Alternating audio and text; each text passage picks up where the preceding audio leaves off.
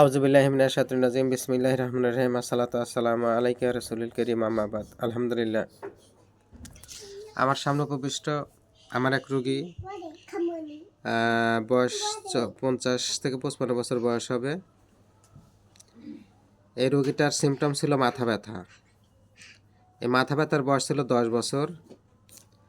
আর এই মাথা ব্যথা 10 বছরের, কিন্তু ওনার মাথা ব্যথার সমস্যা এমন হইতো, মাথা ব্যথা হইলে পারে বমি হইতো, পায়খানা হইতো। আর এই মাথা ব্যথা ঠান্ডাতে উপশম ছিল। আমি অনেক কেস টেকিং করেছি। মাথা ব্যথা 10 বছর হঠাৎ করে শুরু হয়, সহজে যায় না। মাথা ব্যথার সাথে পিকুলার সিমটম ছিল, বমি ছিল, পায়খানা ছিল। আর এটা ঝাঁকুনিতে বাড়তো, রোদে বাড়ে, গরমে বাড়ে, টেনশনে বাড়ে।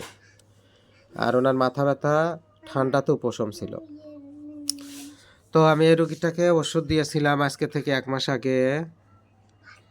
দেখেন, ওষুধ দিয়েছিলাম অ্যালো 1M 7 ডোজ আর প্লাসিবো।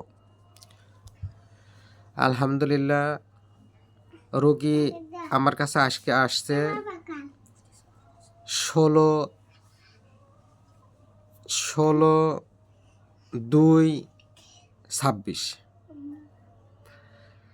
ওষুধ দিয়েছিলাম 12/1/26, 1 মাস আগে।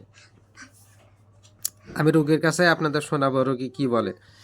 এই ওষুধ খাওয়ার পরে আপনি কি জানি বলেন যে আপনার মাথা ব্যথা একদিনও ওঠে নাই।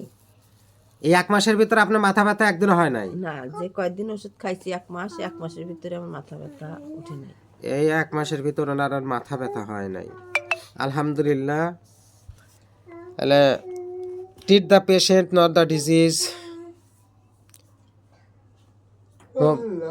আমাদের হোমিওতে আবারও প্রমাণ করলো যে আসলে ওষুধ যদি ঠিক হয়, রোগ লক্ষণ যদি ঠিক হয়, ওষুধে কাজ করতে সময় লাগে না। আলহামদুলিল্লাহ, আমার অ্যালো 1M আমার এই রুগীটা 1 মাসের ভিতরে আর মাথা ব্যথা দেখা যায় নাই। যারা হোমিও বন্ধুরা আছেন, আপনারা যদি এইভাবে রুগী লক্ষণ ভিত্তিক চিকিৎসা করেন, তাহলে রোগ সারার সম্ভাবনা 100%।